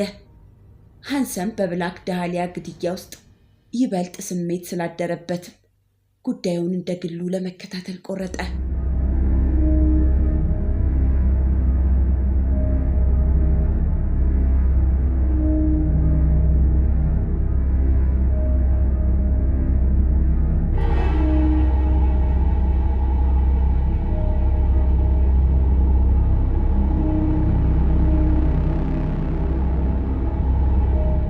በጣም አወዛጋቢ የሆነውን ጉዳይ ለመከታተል የታዘዙት እርሱና ፊኒስ ብራውን የተባለ መርማሪ ባልደረባ በሎስ አንጀለስ ደቡባዊ ምዕራብ በኩል በተፈጥሮ ሞት የሞተውን የአንድ ሰውዬ ሁኔታ መርምረው ባጠናቀቁበት ወቅት ነበር። ከነፍስ ግድያ ምርመራ ክፍል ሻምበል ጃክ ዶናሁ የቴሌፎን ጥሪ ለሃንሰንና ብራውን ሲደወል መርማሪዎቹ የወታደሩን መምጣት በመጠባበቅ ላይ ነበሩ። ሬድ ጸጉረ ቀይ በመሆኑ አንዳንዴ የሃንሰን መጠሪያው ሬድ ይባል ነበር። አሰቃቂ ጉዳይ ያጋጠመን በመሆኑ የያዝከውን ሁሉ ትተህ በምትክህ የደንብ ልብስ የለበሰ መርማሪ የ10 አለቃው እንዲጠባበቅ በማድረግ አንተና ብራውን በኖርቶን በ39 የኮሊሲየም መንገድ መካከል በሚገኘው ክፍት ቦታ እንድትመጡ አለ። ዶናሁም በሐሳብ ተውጦ ጉዳዩ በጣም አስቀያሚ ነው ሬድ፣ ክፉኛ መጥፎና ከባድም ይሆናል በማለት በተጨማሪ አስረዳ። እንዳለው ትርኢቱ በጣም አሰቃቂ ነበር። ለሃንሰንና ለጓደኞቹ በህይወታቸው የማይረሱት ሰቀቀን ነበር። ሃንሰን ይህን ዲያብሎሳዊ ድርጊት አድራጊውን ለ21 ዓመታት ያለማቋረጥ በጡረታ በ1968 እስከተገለለበት ጊዜ ድረስ ያለ ውጤት ይፈልገው ነበር። አሁንም ቢሆን በግሉ ጉዳዩን መከታተሉን አላቋረጠም። የኤልሳቤጥ አንሾርትን ወይም ዘብላክ ዳሃሊያን ጉዳይ በካሊፎርኒያ የነፍስ ግድያ ታሪክ ውስጥ መፍትሄ ያላገኘ ፍጹም ምስጢራዊ ሆኖ በመቅረቱ ታዋቂነትን አትርፏል። ይህም የሃሪ ሃንሰንና የጓደኛው የችሎታ ማነስ አልነበረም። እሱና የሥራ ባልደረባ ግድያው በተፈጸመበት የመናፈሻ ቦታ በላይመርት ፓርክ ወዲያውኑ ደረሱ። ጊዜው ረፋድ ነበር። ከመንገዱ መለስ ባለ ክፍት ቦታ ላይ እርቃነ ስጋውን ይወጣና በሁለት ተሰንጥቆ የተቆረጠ የአንዲት ሴት ልጅ አካል ተዘርሮ ይታያል። ፊቷን ክፉኛ ስላበላሻት ማንነቷን መለየት አዳጋች ነበር። በሰውነቷ ላይ የደረሰው የመጎሳቆል ሁኔታና ግድያ የአውሬነት ባህሪ እንደነበረው ያስረዳል። የግድያ አሰቃቂነት ጎልቶ እንዲታይ ያደረገው ሰውነቷ በአንድ በባለሙያ እጅ የተቆራረጠና የተሸለተ በመምሰሉ ነበር። ገዳዩ በቀዶ ጥገና እውቀት የተካነ ይመስላል። ሌላ ተራ ሰዎችን ቀርቶ በጣም በዚህ አይነት ድርጊት ትዕግስት ያላቸው ሃንሰንና ባልደረባው እንኳን ትርኢቱ ከልክ ያለፈ አሰቃቂ ሆኖባቸዋል። ላይናቸውም ማመን እስኪሳናቸው ደርሰዋል። ሃንሰን ለሁለት ተሰንጥቆ ከተቆረጠው ሬሳ ላይ የተከለውን አይን በግድ ከነቀለ በኋላ አካባቢውን ያጠና ጀመር። በአካባቢው የተደናገጡ ነዋሪዎች፣ ጋዜጠኞችና ፎቶግራፍ አንሺዎች እጅብ በማለት ይመለከቱም ነበር። በመካከላቸው የ11 ዓመት ዕድሜ ያለው የቦቢ ስሚት ስሜት ይገኝበታል። ያው ከታችኛው መንደር ካሉት ቤቶች በብስክሌቱ የመጣው ልጅ ዕድሜ ልኩን አብሮ ከዚህ አሰቃቂ ጉድ ጋር አንድ ውሻ እያንሸራሸረ ይሄድ የነበረውን ሰውዬና ለመጀመሪያ ጊዜ የዚህን ግድያ ጥሪ ቴሌፎን ያነሳውን መለየው ለባሽ ካሜራው እንደማያጠፋው አይጠራጠርም። ግድያ የተካሄደበት ቦታ ለወደፊት የተንጣለሉ ህንፃዎች ሲሰሩበት፣ የመተላለፊያ የማቆራረጫ መንገዶች ሲኖሩት፣ በሳር የተሸፈነ ሜዳ ሲበጅለትና ጠርዝ ጠርዙን ደግሞ የዘንባባ ዛፎች ተተክለውበት ሲጌጥ በብዙ ሰዎች አእምሮ ውስጥ እዚህ ቦታ ላይ እኮ ጥቁሯ ዳሃሊያ ተገድላ ተጥላበት የነበረ ቦታ ነበር ተብሎ እንደሚታወስ የማይታበል ነው። በ1947 ይህ ክፍት ቦታ በአረሞች የተዋጠና አልፎ አልፎ የስልክ እንጨቶች ብቻ ተተክለውበት የሚታዩበት ነበር። የብርሃን ወጋገን ሲያንጸባርቅበት የነበረው ሰማይ ደብዘዝ ማለት በጀመረበት ወቅት የተጣለውን በድን የተመለከተ ሁሉ በምንም አይነት ካንጎሉ ሊፋቅለት አይችልም። ያለ ሰብአዊ ርህራሄ የተገደለ የሰው ሬሳ በአካባቢው መኖር የተለየ መጥፎ ስሜት ስለሚያሳድር እዚህ አካባቢ የተገኙት ሰዎች በሹክሹክታ ከመነጋገራቸው በተጨማሪ የሚያደርጉት እንቅስቃሴ አሳዛኙን ሬሳ ላለመረበሽ የተቆጠበ ይመስል ነበር። የ22 ዓመት ዕድሜ የነበራት ኤልሳቤጥ አንሾርትን በመመልከት ምን ላደርግልሽ እችላለሁ? በሚዘገንን ሁኔታ ተቀጭተሻል። ስላንቺ በትዝታ መልክ ማለፍ ካልሆነ በቀር ከንቱ ነው በማለት ሳይታወቀው እያጉረመረመ ወደ ተለመደ ስራው ሪፖርቱን ለመጻፍ ሄደ። ገዳዩ አደገኛ ገዳይ ሆኖ ስለተሰማ ስሜቱን ሳይደብቅ ሰውየውን ማግኘት አለብኝ የሚለው ሐሳብ በግልጽ ከፊቱ ይነበብበት ነበር።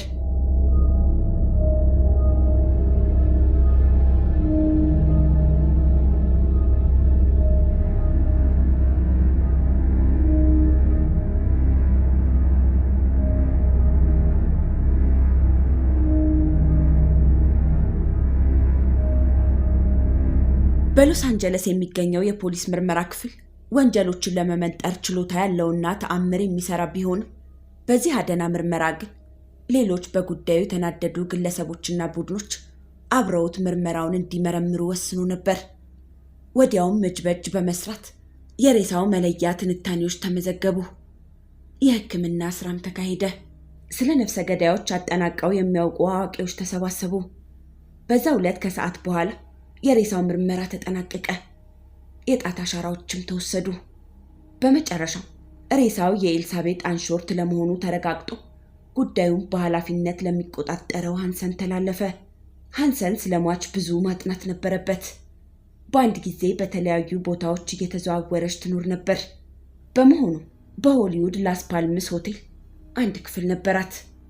በኮንግሬስ ሆቴልም ሌላ ክፍል ተከራይታ ነበር። አንድ አፓርታማ ደግሞ በሎንግ ቢች ነበራት። አልፎ አልፎ በሳን ካርሎስ ጎዳና ማለትም በሆሊውድ በአንድ የግለሰብ ቤትም ታድር ነበር። በመጀመሪያው ሌሊት ገዳዩዋ ሳይገኝ ቀረ። በመሆኑም ሃንሰን ፖሊስን ከዚህ ቦታ እንዲያተኩር ያደረገውን ፍንጭ ለማግኘት ወደ ኋላ ተመለሰ። ጉዳዩ ሊታወቅ የተቻለው በአንዲት በፍርሃት የተዋጠች በምትመስል ሴት አማካኝነት ነበር። ስለ ሬሳ ሁኔታ ከገለጸች በኋላ ስሟን ሳትገልጽ ስልኩን ዘጋችው። በተጨማሪ ምን አይታ ይሆን? በበለጠ የምታውቀው ነገር ይኖር ይሆን? ምናልባት ይቺው ሴት ከገለጸችው በላይ ያስተዋለችው ነገር ቢኖር ለምርመራውና ለነፍስ ግድያ ወንጀል መፍትሄ ማግኘት ሊረዳ ስለሚችል ሴትዮዋ ፖሊስ ጣቢያ ድረስ መጥታ ሪፖርት እንድታደርግ በፖሊስ ሬዲዮ መልእክት ተላለፈ። በሁለተኛው ቀን ሃንሰን በዋናው መስሪያ ቤት አሳለፈ። የጉዳዩ ተጠሪ በመሆኑ በዚህ ዕለት ያለ የሌለ ሪፖርት ተላለፈለት። በተለይ በሜድፎርድ እና በማሳቹሴትስ ፖሊስ ጣቢያዎች በመገኘት ስለ ኤልሳቤጥ አንሾርት አሳዛኝ ታሪክ ዝርዝር ሁኔታዎች ማጥናት ጀመረ። ሃንሰን ወንጀል የተፈጸመበትን ቦታ፣ ፎቶግራፎቹንና ሌሎች ተጨባጭ መረጃዎች ደጋግሞ በመመልከት አጠና። ያገዳደሉ ሁኔታ የሉካንዳ ብልት አወጣጥን ይመስል ነበር። የሴትዮዋን አኒክት ወይም ኦቫሪ ለማስተካከል የተደረገ ኦፕራሲዮን ነው የሚል ወሬ በወቅቱ ይናፈስ ነበር። ሬሳው የተጣለበት ቦታም ሲመረመር የተለየ ሁኔታ ይታይ ነበር። ይሄውም በሬሳው ስር ጤዛ መገኘቱና እርጥበት መኖሩ ሲሆን ይህም ምናልባት ሌላ ቦታ ተገድላ ወደ ኖርቶን መንገድ ባለው ክፍት ቦታ ተጉዛ ይሆናል የሚል ግምት አስከተለ። ሎስ አንጀለስን በሚያክል ከተማ ማንኛውም አይነት ነፍስ ግድያ የሁሉም ነዋሪ ጉዳይ ቢሆንም በኤልሳቤጥ አንሾርት ያገዳደል ሁኔታ የቀረበው ሪፖርት አቀነባበር ግን ተጋኖ የአካባቢውን ሰዎች ስሜት ከመጠን በላይ ለመሳብ ችሎ ነበር። ሬሳው በተገኘበት ማግስት ሚንስ ጋዜጠኛው የኤልሳቤጥ ደባል ከነበሩት ሴት ወይዘሮ ጋር ቃለ መጠይቅ ሲያደርግ ጥቁር ልብስ መልበስ ማዘውተሯን ሊረዳ ችሏል። ከዚህ የተነሳ ዘብላክ ዳህሊያ የሚል ቅጽል ስም በማውጣት ታሪኳ እውቅና ገናና እንዲሆን አድርጎታል። በተጨማሪ ቅጽል ስሟና የተፈጸመባት የነፍስ ግድያ ሁኔታ ተያይዞ የአካባቢው ሰዎችን ስሜት ለመሳብ ችለዋል። በብሔራዊ ደረጃም ቢሆን ይህ አሰቃቂ ሁኔታ የዘገነናቸው የጋዜጣና የመጽሔት ኃላፊዎች እውቅ ሪፖርተሮቻቸውን እንዲያረጋግጡላቸው ወደዛ ገላጣ ቦታ ልኳቸው ነበር። ወቅቱ የቴሌቪዥን ዘመን ስላልነበረ እንደ አጋጣሚም የብላክ ዳህሊያ ግድያ የተከናወነው በሎስ አንጀለስ ቴሌቪዥን ከመምጣቱ 1 ሳምንት በፊት ነበር። በወቅቱ በልብ ወለድ መልክ የተጻፉ የነፍስ ግድያ ጽሑፎች ከእውነተኛዎቹ ታሪኮች ይበልጥ ታዋቂነትን ያተርፉ ነበር። ሆኖም ህብረተሰቡን በአብዛኛው የሚመስጠው እውነተኛ የወንጀል ታሪክ ነበር።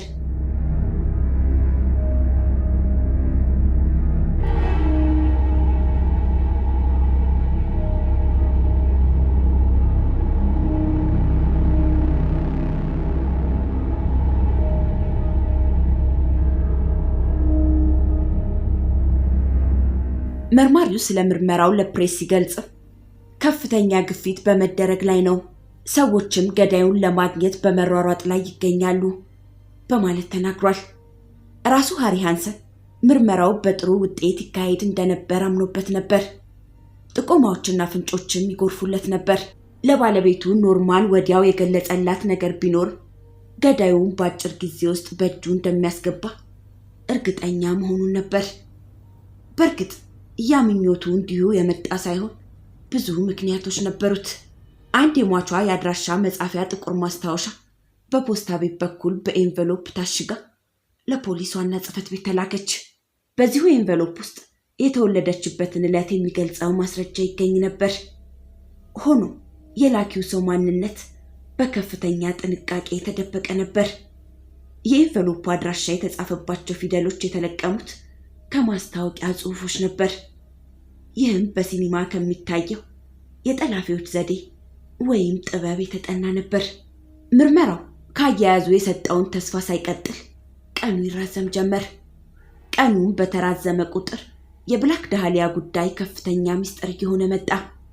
በከተማው ውስጥ የተጠረጠሩ ሰዎች እየተጠሩ ጥያቄ ከቀረበላቸው በኋላ ይለቀቁ ስለነበር በዚህ መልክ ቀስ በቀስ የከተማውን ሰው አዳረሱት።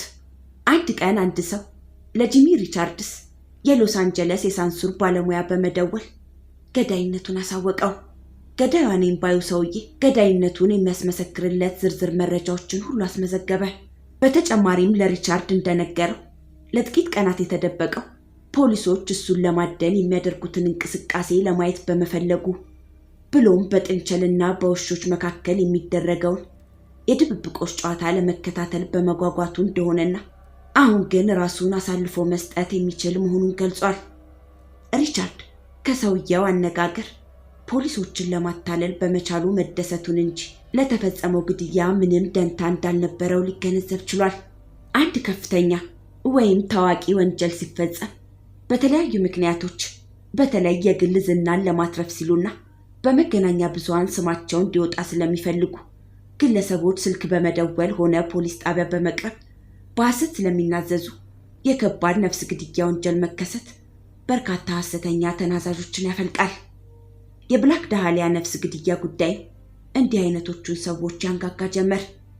በየዕለቱ የኤልሳቤጥ አንሾርትን አሳዛኝ ፍጻሜን ሁኔታ ለማግኘት የተደረጉትን እንቅስቃሴዎች የሚገልጹ ጽሑፎች በአራቱም የሎስ አንጀለስ ጋዜጦች በመውጣታቸው የተናዛዦቹን ፎቶግራፍ ይወጣ ስለነበር ተናዛዦቹ ይህን ዕድል ለመጠቀም ከፍተኛ ችግር ፈጥረው ነበር። ምርመራው እየቀጠለ ሲሄድ ግን አብዛኛዎቹ ሰላማዊ ሰዎች ሆነው ተገኝተዋል። ለመናዘዝ የገፋፋቸው በጋዜጣ ፎቶግራፋቸው ስለሚወጣ በዚህ አጋጣሚ ፊታቸውንም ለማስመታት በነበራቸው ከፍተኛ ምኞት እንደሆነም ተደረሰበት። በመሆኑ ከእውነተኛ ተናዛዦች እውነተኛውን ለመለየት የሚደረገው ትግል ራሱን የቻለ ችግር ፈጥሮ ነበር።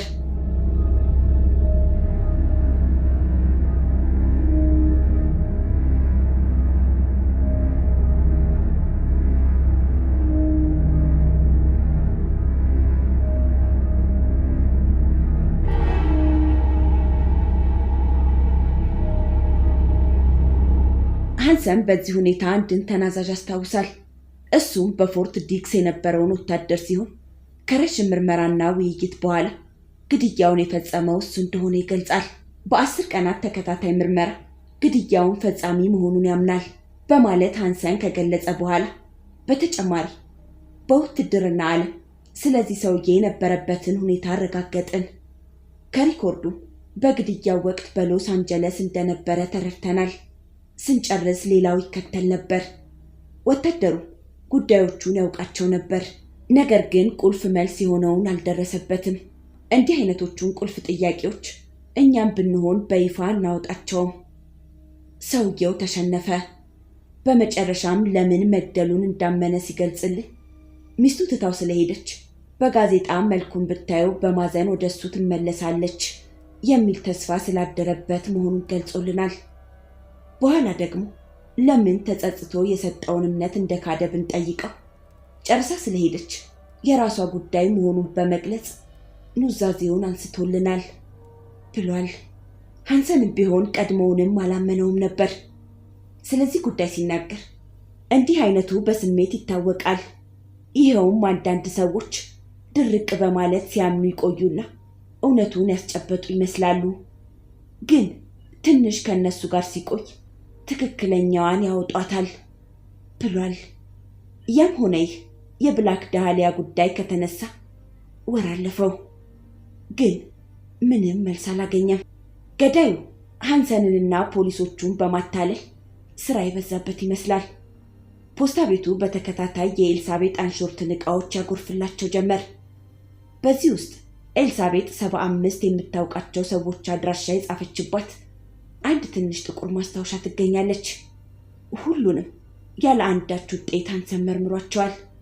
ዕቃዋን የሚልከው ገዳይ ተብሎ የተጠረጠረው የሚጽፍባቸውን ፊደሎች ለመፈለግ መቀሱን ፋታ አልሰጠውም። አንዳንድ ጽሑፎችም የዳህሊያ ዕቃዎችና ደብዳቤ ይቀጥል የሚሉ ነበሩ። ሆኖም ምንም ደብዳቤ አልተከተለም። በምትኩ ግን ካርድ ተላከ። ይኸው ሐሳቤን ለውጫለሁ፣ ምንም ከኔ የምትፈልጉት አይኖርም፣ የዳህሊያ ግድያ በአግባብ ነው የተፈጸመው የሚል ነበር። አግባብ ለመሆኑ የሚገልጽ ማብራሪያ ግን ጸሐፊው ሳይሰጥበት በዚያው ቀረ። የኤልሳቤጥን ሬሳ ለመጀመሪያ ጊዜ ያገኘችው ሴት በመጨረሻ ከሃንሰን ጋር ተገናኝታ ቃሏን ሰጠች። ከሴት ልጇ ጋር በኖርቶን መንገድ በሚሄዱበት ወቅት ልጅቷ ትንሽ ቀደም ብላ ትሄድ ኖሮ ማሚ አንድ ሰው እዚህ ተዘርግቷል በማለት እንደጠራቻት፣ ከዚህ ሌላ ግን ተጨማሪ ዝርዝር እንደሌላ ታስረዳች። ይህም ከአንድ ድፍን ካለ ባዶ ግድግዳ ጋር መጋጨትን አስከተለ። ሃንሰን በመጨረሻ ብላክ ዳህሊያን በሕይወቷ ካያት የ24 ዓመት ዕድሜ ከነበረው አርኤም ጋር ፍርድ ቤት ቀረቡ። ሃንሰን ስለ አርኤም በሃንቲንግቶን መናፈሻ ከብረት የተሰሩ ዕቃ ሻጭ የተረዳው በሳንዲያጎ ያሉትን የሟቿን ጓደኞች ቃለ መጠይቅ ባቀረበላቸው ወቅት ነበር። ኤም መገኘቱን ተገኝቷል። ግን በመጀመሪያ ብላክ ዳህሊያን እንደሚያውቃት እንኳን አላመነም ነበር። በመጨረሻው በመሸነፍ ተረታ። በሳንዲያጎ ከአንድ የአውቶቡስ ማቆሚያ ፊት ለፊት እንደሚወስዳት ተነጋግረው እንደነበር ተናዘዘ። በዚህም ዕቃዎች ያሉበት ወዳለችበት ተመልሶ እንደወሰዳትና ከሷም ጋር በሆቴል እንዳደረ፣ በማግስቱ ከሰዓት በኋላ በሎስ አንጀለስ ፐርሺንግ ስኩዌር ከተባለው የከተማው አካል በሚገኘው የቢልትሞር ሆቴል እንዳወረዳት አስረድቷል።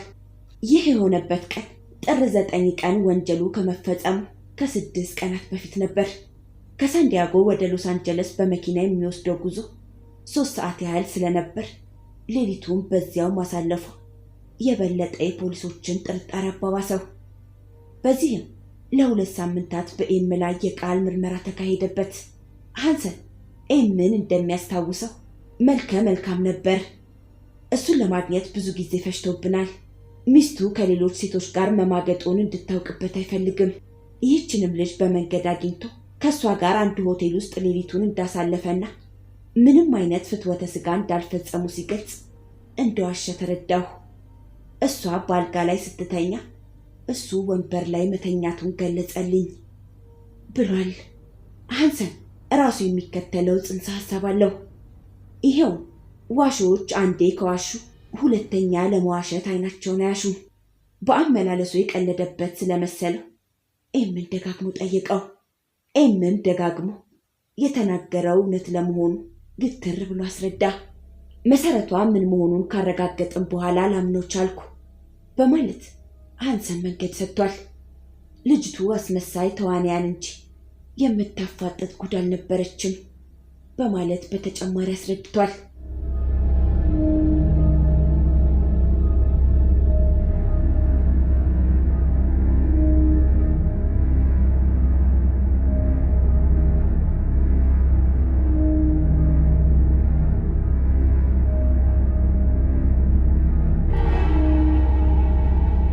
ኤም በወቅቱ ሶዲየም ፔንታቶል ወስዶ ስለነበር ሃንሰን እንደሚለው የማይረባው ሽሮፕ የኤምን ታሪክ አጋለጠው።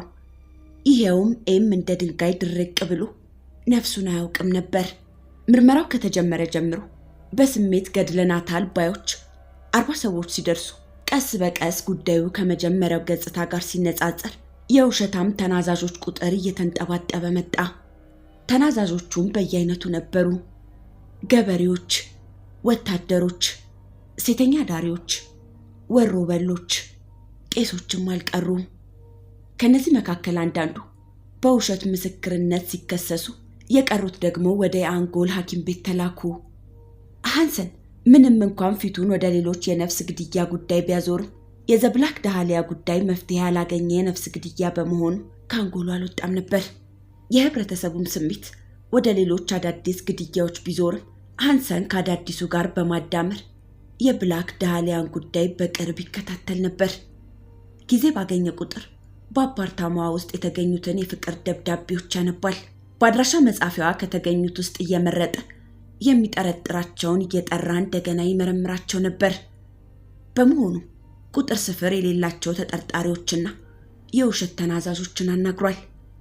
በዚህ አይነት ሁኔታ የኤልሳቤጥ አንሾርት ማህደር ከ6000 የበለጠ በታይፕ የተጻፈ ገጾችን ይዞ ለመገኘት ቻለ። በሌላ በኩል ደግሞ ችኩል የጋዜጣ ሪፖርተሮች የየበኩላቸውን አስተያየት ያጎርፉ ነበር።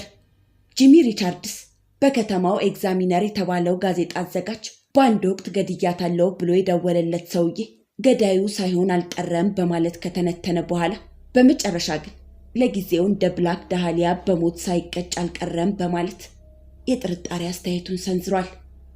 ሪቻርድሰን ለዚህ ያቀረባቸው ምክንያቶች ገዳዩን ባዩ ሰውዬ ካደዋውሉ በጣም በራሱ የተኩራራና በፖስታ ቤት በኩል ዕቃዎችን በሚልክበት ወቅት አጥጋቢ ምስጋና ቢያገኝ ኖሮ ራሱን ሙሉ በሙሉ ለማጋለጥ አሻፈረኝ ባላለ፣ ጉዳዩን ባልከሸፈ ነበር ብሏል። አጂ አንደርውድ በኤግዛሚነር ጋዜጣ ታላቅ የነፍስ ግድያ ሪፖርተርና ኋላ ሪቻርድሰንን በስራ የተካችው የዳሃሊያ የመጨረሻ ሪፖርት ጉዳይ ተቀባይ ነበረች። እሷም ሐሳቧን ስትገልጽ የልጅቱ ገዳይ ወንድ ለመሆኑ አያጠራጥርም። ገዳዩ ለምርመራ ቀርቦ በመለቀቁ ጥርጣሬ እንዳደረበትና ማንነቱ ሊታወቅበት ያልፈለገው ሰውዬ በህይወት እንዳልነበረም ገልጻለች። ኤልሳቤጥ አንሾርትን ብላክ ዳሃሊያ ብሎ የሰየማት ጋዜጠኛ ቬቮ ሚንስም ጉዳዩ ይፈታል የሚል እምነት እንዳልነበረው ገልጿል። ጨምሮ ሲናገር ከመጠን በላይ ከልብ ባልሆኑ ወዳጆች ታጅባ ነበር። በዚህ ላይ ምስጢሯን በጣም ስለምትደብቅ ቅርቧነን የሚሉት ጓደኞቿ እንኳን በደንብ አያውቋትም ነበር። በተለያዩ ጊዜ ከተለያዩ ወንዶች ጋር ትዞር ስለነበር ከነዚህ መካከል አንዱን አሳብዳ ይሆናል ብሏል።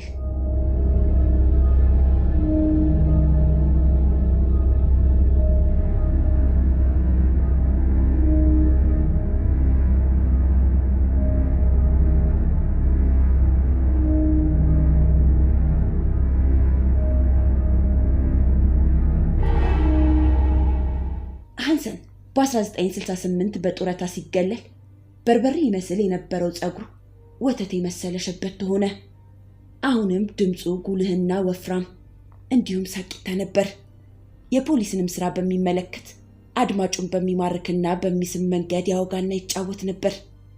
በሌላ በኩል ደግሞ የሎስ አንጀለስ ከተማ ምክር ቤት ለከፍተኛ አገልግሎት ከፍተኛ ስጦታ የሚል ውሳኔ አስተላልፎ ነበር። የከተማውን ባለስልጣኖች ሃሪ ሃንሰን ቁጥር ስፍር የሌላቸው ታላላቅ ወንጀሎችን መፍትሄ ያስገኘ ሲሆን የብላክ ዳሃሊያ ጉዳይ አለመሳካት ግን ከአቅሙና ከጥረቱ በላይ መሆኑን ተረድተውለታል። በዚህም ድካሙንና መልካም ተግባሩን አልዘነጉትም። ለመሆኑ የብላክ ዳሃሊያን ገዳይ ምን ዋጠው? ለሃንሰን የገዳዩ በህይወት የመቆየቱ ሁኔታ ሊያጠራጥረው ቢችልም በጣም የሚደንቀው ጉድ ግን በግድያው ቦታ አንዲት ፍንጭ እንኳን ያለመተው ነበር። በዚህም ምክንያት ከራሱ ጋር የህሊና ሙግት ይገጥም ነበር። በዚህ ሁኔታ ገዳዩ ሳይገኝ ብዙ ዓመታት አለፉ።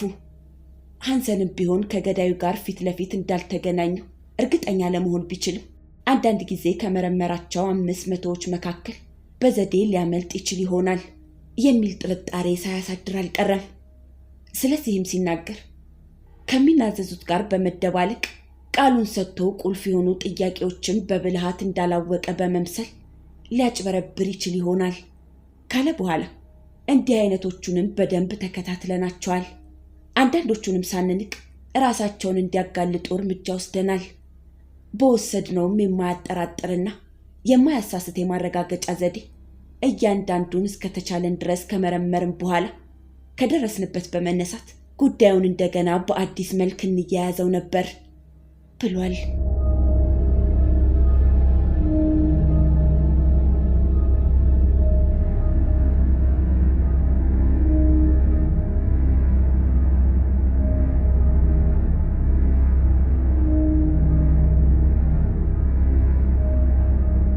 ሃሪ ሃንሰን በጡረታ እስከተገለለበት ዕለት ማለትም እስከ 1968 ድረስ መቼ ነው የብላክ ዳህሊያ ጉዳይ የሚያዘው የሚለው ጥያቄ በተደጋጋሚ መቅረቡ አልቀረለትም ነበር። ጥያቄዎቹ ባይቀርቡም እንኳ ለ20 ዓመታት ካለ አንዳች እልባት የቆየው ምርመራ ግራ የተጋባና ውስብስብ መሆኑን አላጣውም። በመሆኑ ጉዳዩ በሐሳቡ እንደ አዲስ ጉዳይ ተቀርጾ ይኖር ነበር። ተጨማሪ ቁልፍ ጥያቄዎች በሐሳቡ ተመዝግበው አጋጣሚውን ይጠባበቁ ነበር። ትልቁ ቁም ነገር ግን አታላይ ተናዛዦች ትክክለኛው ነፍሰ ገዳይ መመለስ የሚገባቸውን ጥያቄዎች ለመመለስ ስለማይችሉ ያለ አንዳች ችግር ይነቃባቸው ነበር። የተናዛዦች ቁጥር እየቀነሰ ቢሄድም ሃሪ ሃንሰን ጋር መቅረባቸው አልቀረም ነበር። የሚገርመው ጉዳይ ቢኖር ሃሪ ሃንሰን ጡረታ ወጥቶ ፓልም በረሃ ወደሚባለው ቦታ እስከሄደበት ጊዜ ድረስ እንኳን ተናዛዦች መምጣታቸውን ያለማቋረጣቸው ነበር። እርሱም ጡረታ ወጣሁ ብሎ ጉዳዩን ከመመልከት አልታቀበም ነበር። ስለዚህ ሲናገር በቅርቡ ከሳንዲያጎ አንዲት ሴትዮ ደውላልኝ ነበር። እርሷም ብላክ ዳህሊያን የገደልኳት እኔ ነኝ አለችኝ። እኔም ይህችኑ ሴት ለማግኘት ስል ወደ ሳንዲያጎ ሄጄ ካገኘኋት በኋላ ስንት ጊዜ ነው የተኮሽባት ብላት 3 ጊዜ ብላ መለሰችልኝ። የሚገርመው ከልጅቷ ላይ አንዴም አልተተኮሰባትም ነበር። ስለዚህ በቀላሉ መዋሸቷን ደረስኩባት። ለእርሷ በጣም የሚያወናብር ጥያቄ እንኳን ማቅረብ አልነበረብኝም ብሏል። በተጨማሪም ሲናገር ተናዛዦችን ለማውጣጣት ቁልፍ ጥያቄዎች መጠቀም አያስፈልግም ነበር ብሏል። ሃንሰንና ባልደረባው ከሞላ ጎደል ከ500 ጊዜ በላይ ቁልፍ ጥያቄዎችን ተጠቅመዋል። ጉዳዩ ከተፈጸመ ከአንድ ሩብ ምዕተ ዓመት ካለፈ በኋላ ፖሊስ ቁልፍ ጥያቄዎችን ማቅረቡ አስፈላጊ ላይሆን ይችላል። ለብዙ ዓመታት የሴትዮዋን እኔክት ወይም ኦቫሪስ ተዛውረው ተገኝተው ነበር የሚል ወሬ ይናፈስ ነበር። ሆኖም ሃንሰን የሚናፈሰው ወሬ መሰረተ ቢስ መሆኑን አስተባብሎታል። አንዳንድም በህብረተሰቡ የተፈጠሩ የማይመስሉ ወሬዎች ስለነበሩ ለእነዚያም ሃንሰን አስፈላጊ መልሶችን ሰጥቶበታል። የብላክ ዳህሊያን ጉዳይ የያዙ ማህደሮች 5 ጫማ ቁመት ባለው የብረት ፋይል ውስጥ ጢም እስኪል ድረስ ታጭቆ ተቆልፎበት ተቀመጠ። ይህንኑ መዝገብ 2 የመዝገብ ቤት ሰራተኞች 6 ወራት በስርዓት አስቀመጧቸው። ጉዳዮቹ ከ6000 የበለጡ በታይፕ የተመቱ ገጾች ያሏቸው ሪፖርቶች፣ ጸጉሯን ለቃ እንዲሁም እጅ ለእጅ ከጓደኛዋ ጋር ተያይዛ የተነሳቻቸውንና የጥጥ ልብስ ይመስል የነበረውን ገላዋን የሚያሳዩ ፎቶግራፎችና የፍቅር ደብዳቤዎችን፣ የአድራሻና የማስታወሻ ደብተሮችን ሁሉ የሚያጠቃልሉ ነበሩ። ሃንሰን በሕክምና የተራቀቀን ሰው ሆን ብሎ ይከታተል ነበር። በመጨረሻ የግድያውን ሁኔታ በማብሰልሰል ግድያው ሊከሰት የቻለው የፍትወተ ስጋ ወሰን የለሽ ቁጣ በመፈጠሩ ነው የሚል ግምት አሳደረ።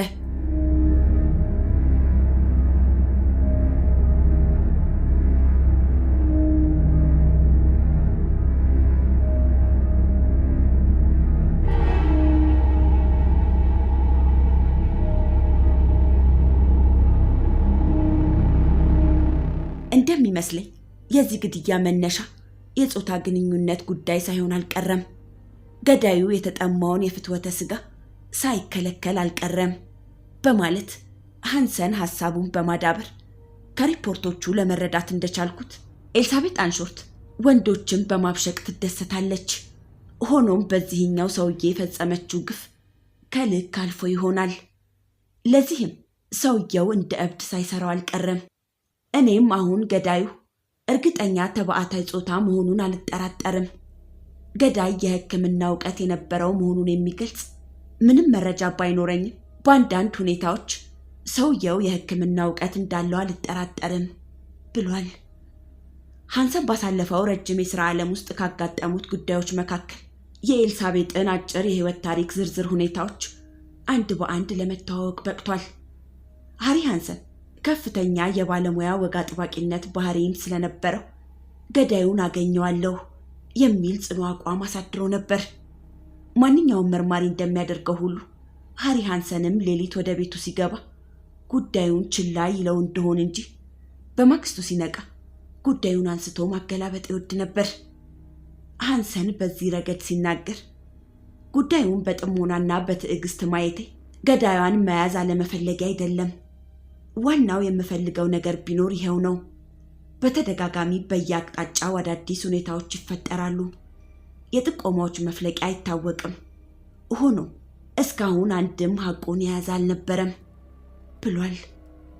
የብላክ ዳህሊያን ነፍስ ግድያ የህብረተሰቡን ስሜት በቀላሉ የሚስብ አይነት ወንጀል በመሆኑ በቀላሉ ካለመረሳቱ ገዳዩ ማን ይሆን የሚለውን ጥያቄ በመያዝ መፈላሰፋቸውን አላቆሙም ነበር። ተደናቂ የነበሩ ተከታታዮችና መርማሪዎች የበላያቸው ከነበረው ሃሪ ሃንሰን ጎን በመሰለፍ የብላክ ዳህሊያ ነፍስ ግድያን ጉዳይ መፍትሄ ለመስጠት ያላሰለሰ ጥረት አድርገዋል። እሱም በበኩሉ ለመረጃነት መቅረብ የሚችለውን ሁሉ እንዲቀርብ በማድረጉ ለራሱ ከፍተኛ እርካታ ሰጥቶታል። ለነሱም ቢሆን እስካሁን በመገረም የሚያብሰለስላቸው ኤልሳቤጥ አንሾርትን በእንዲህ በሚያሰቅቅ ሁኔታ ሊገድላት የቻለው ሰው ማንነትና ምክንያቱ ነበር። ነፍሰ ገዳዩዋ ወይም ገዳዩ ሚስጥሯን ወይም ሚስጥሩን በመሸሸግና በመሸከም እስከ ዛሬ በመዘዋወር ላይ ይገኝ ወይም ትገኝ ይሆን? እንደ ሃንሰን አባባል እኛም የምናውቀው ነገር አይኖርም። ግን መፍትሄ ያላገኙ ወንጀሎች ለወደፊት መልስ ያገኛሉ ተብሎ ተስፋ እንደሚጣልባቸው ሁሉ ማን ያውቃል? ይህም በዚሁ መልክ መፍትሄ ያገኝ ይሆናል እንላለን።